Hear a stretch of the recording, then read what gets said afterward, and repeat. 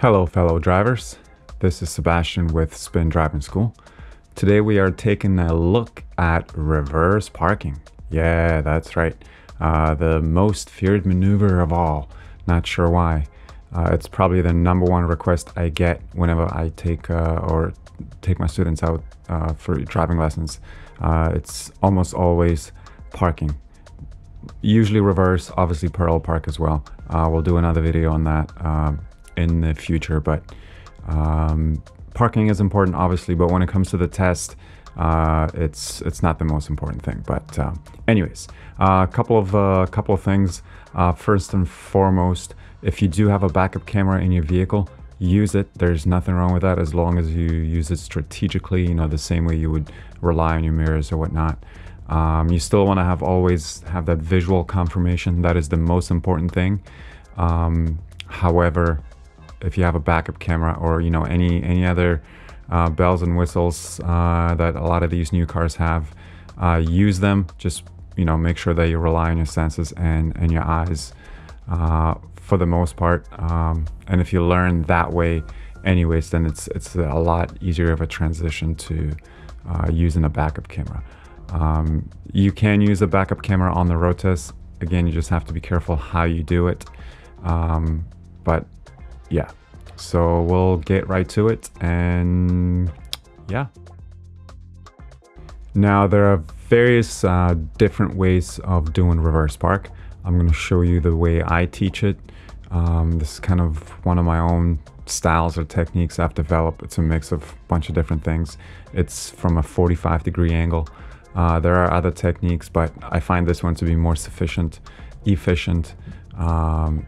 Maybe it's not the easiest one to remember, as it does have a few maybe extra steps in it, but this is the way I do it. So we'll take a look at that.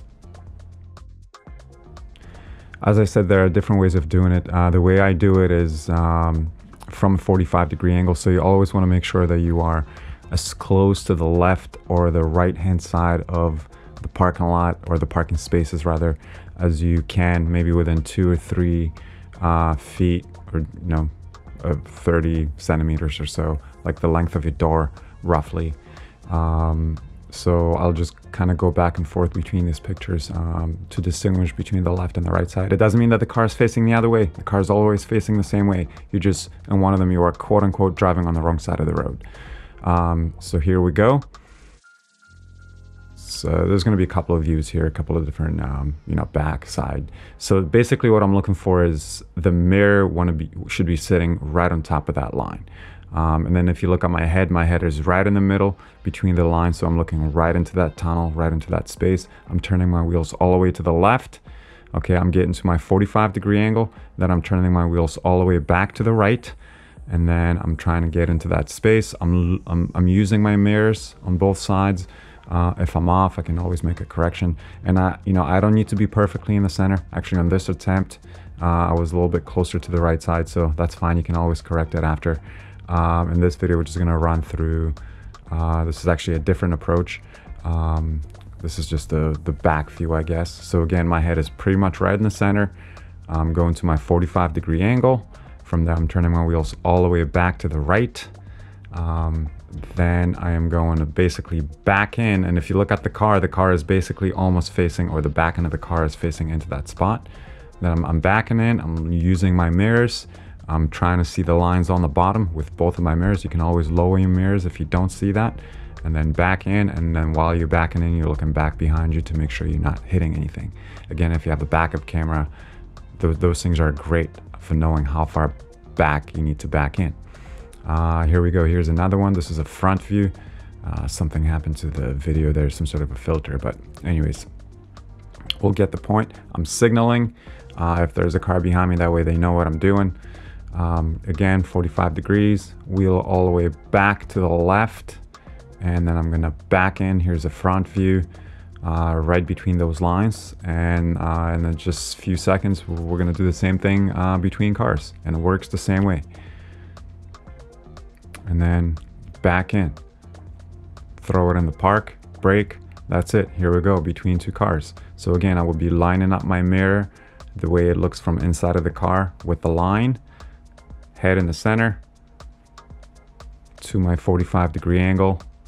I'm gonna back in. In this case, I'm actually going to do a correction because I'm a little bit too close to the car on the right-hand side, which I'm still within the lines or within the box, as I like to call it, but I am gonna make a little correction. And in that case, all you have to do is just move over into the area where you have more space. So in this case, I have a little bit more space on the left side.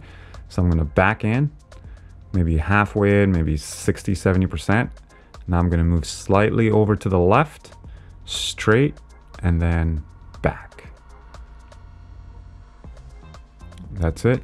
I'm pretty much center. Just gonna back in, looking back over my right shoulder and till the end of the line. And that's it. Park and brake. And we are finished.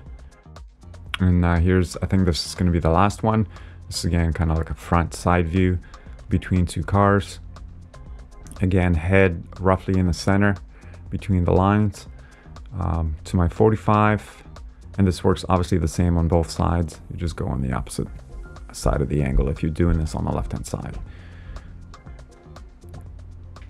That's it. Using my mirrors, once I feel like I'm in the center, turn my wheel twice to the left or to the right, depending on which side you're on. If you know when your car is straight, then you always want to backhand in a straight line. So that's it. Hopefully that helps, and keep checking my videos for some more tips. Take care.